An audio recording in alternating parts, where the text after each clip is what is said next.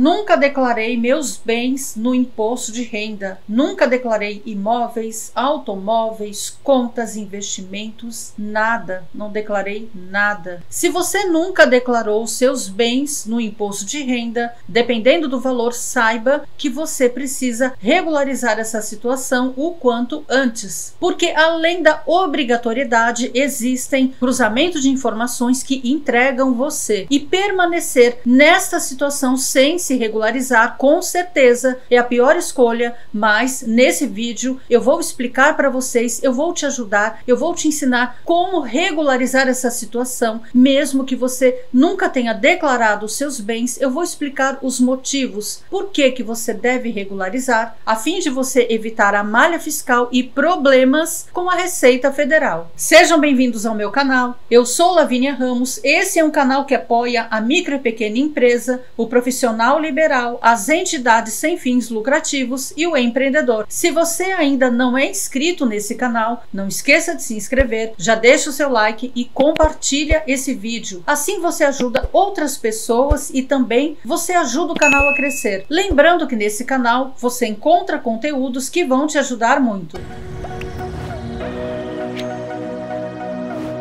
Se você pensou em algum momento que não ter informado seus bens, ter ocultado essa informação, não ia acontecer nada, não acontece nada, eu vou explicar para você nesse vídeo como é que funciona o cruzamento de dados, porque a importância que você deve informar os seus bens na declaração de bens e direitos, regularizar isso na sua declaração de imposto de renda, para que você evite problemas com a Receita Federal e regularize isso o mais rápido possível. O primeiro ponto que você deve considerar é obrigatoriedade. Se você tem um conjunto de bens em que este conjunto de bens está no valor de 300 mil ou acima, você já cumpre aí o primeiro requisito, que é obrigatoriedade. E quando eu falo de bens, são contas bancárias, junto com imóveis, automóveis, você pode ter uma embarcação, mesmo que seja pequena embarcação, enfim, tudo que são bens, investimentos, tudo que forma aí o conjunto de bens, você deve considerar, e a soma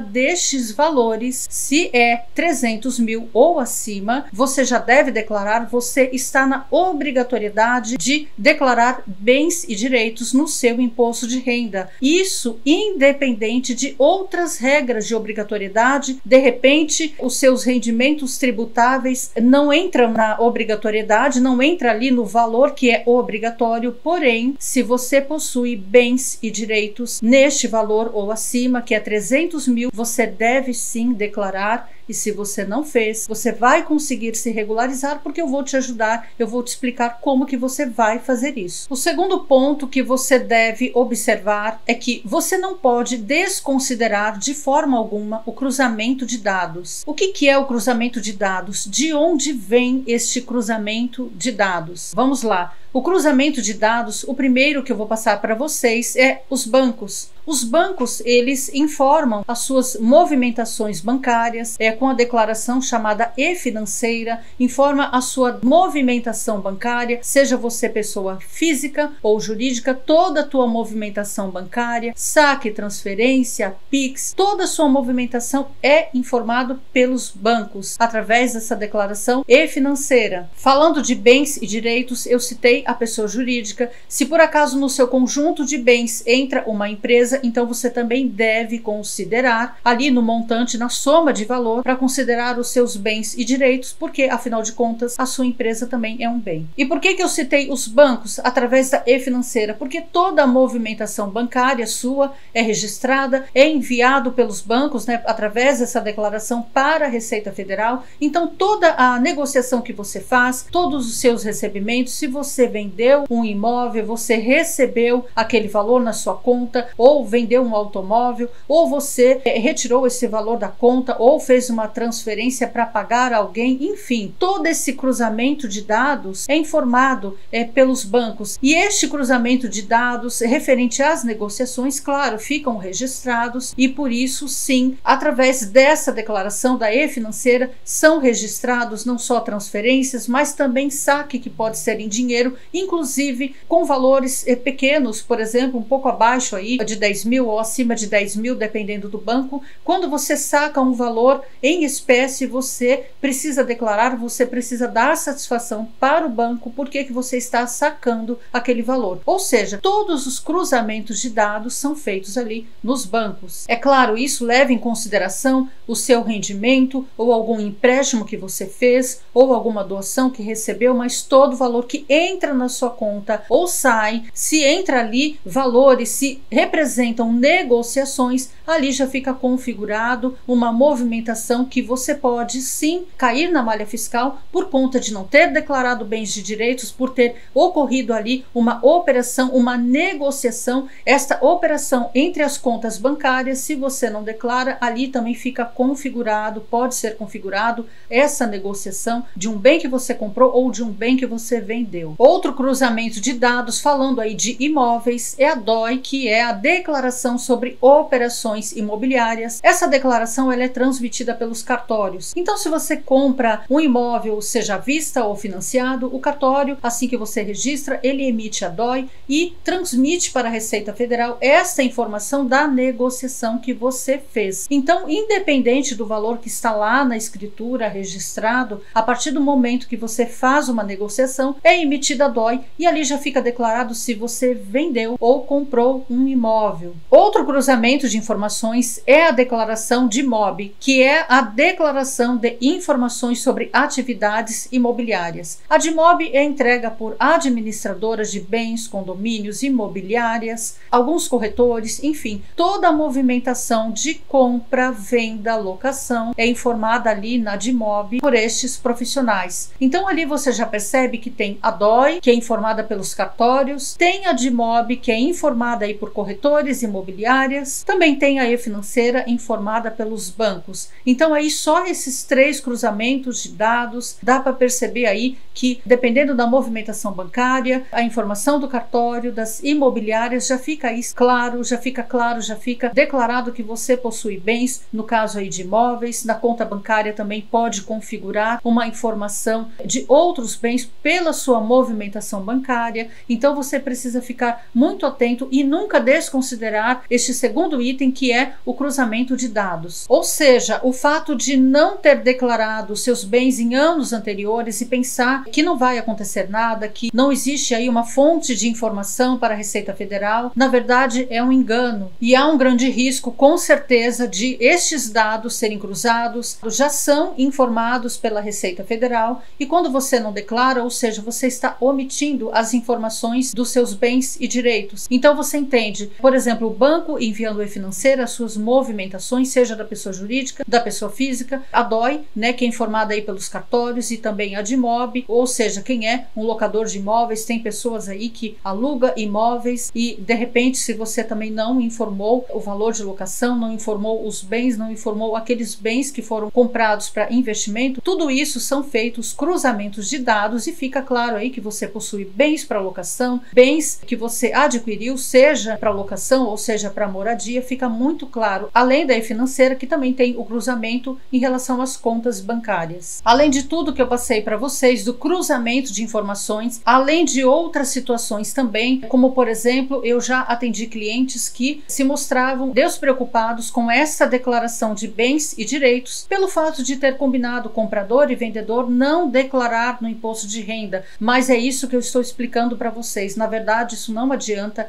é um engano, porque quando você não declara, existem todos esses cruzamentos de informações, e quando você não declara, você omite, isso pode virar um problema, e eu vou explicar para você agora os erros que acontecem no caso da declaração de bens e direitos, para que você não erre e para que você possa agora, a partir de agora, se corrigir, declarar e regularizar esta situação. Um dos grandes problemas que eu vejo na declaração de bens e direitos, seja imóveis, automóveis, quando você declara bens, dando exemplo de imóveis, muitas pessoas consideram o valor do IPTU, que é o valor venal, e tem o valor de avaliação. Estes valores não é o valor do imóvel. Se você costuma declarar desta forma, se você tem declarado assim há anos, vai lá na sua declaração, retifique, porque o valor do seu imóvel, do custo de aquisição, é o valor que você realmente pagou quando você adquiriu este bem. A não ser que você adquiriu um bem até a data de 1995, onde quando você adquirir um bem com esta data até esta data,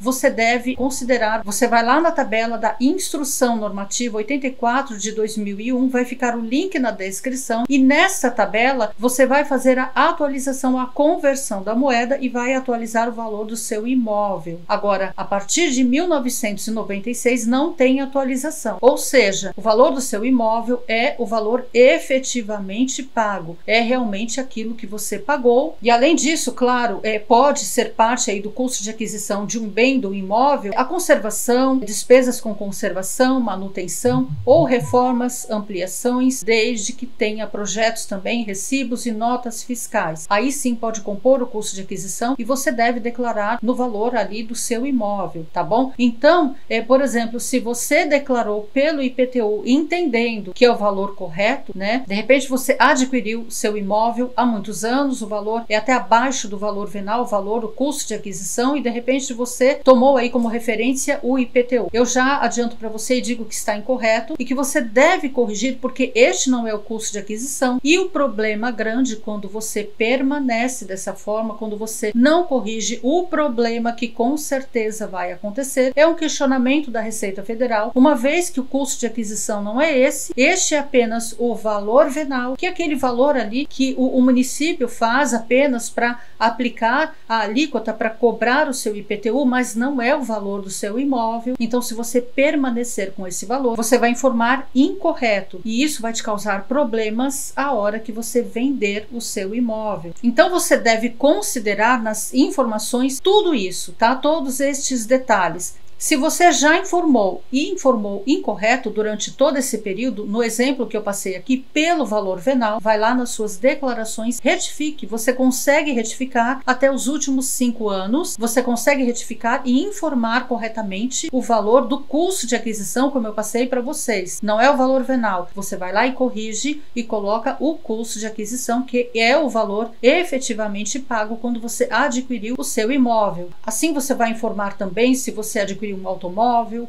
uma moto, por exemplo, uma embarcação, enfim, você vai informar realmente o valor desses bens, o custo de aquisição na data de aquisição. Agora, para você que nunca declarou os seus bens, se nos últimos 5 anos, por que eu digo nos últimos 5 anos? Porque de repente você não fez nenhuma declaração, você nunca declarou nada, né? Não declarou esses bens, esse conjunto de bens que você possui, mas se nos últimos 5 anos você entra na obrigatoriedade, ou seja, o que eu quero dizer é que o conjunto de bens, ele é de 300 mil acima, então você entrando na obrigatoriedade, você deve sim voltar lá e entregar a sua declaração, mas de repente você pergunta, mas está atrasado e vai gerar multa. Claro que vai gerar multa, mas se você quer regularizar essa situação, resolver este problema e evitar a malha fiscal, e quando você vender o seu imóvel, você também não ter problema, com certeza você deve entregar a sua declaração, mesmo atrasada. Nos últimos 5 anos, você volta lá, entrega a sua declaração, informa seus bens e direitos da forma que eu mostrei para você, o custo de aquisição, valor efetivamente pago, se você fez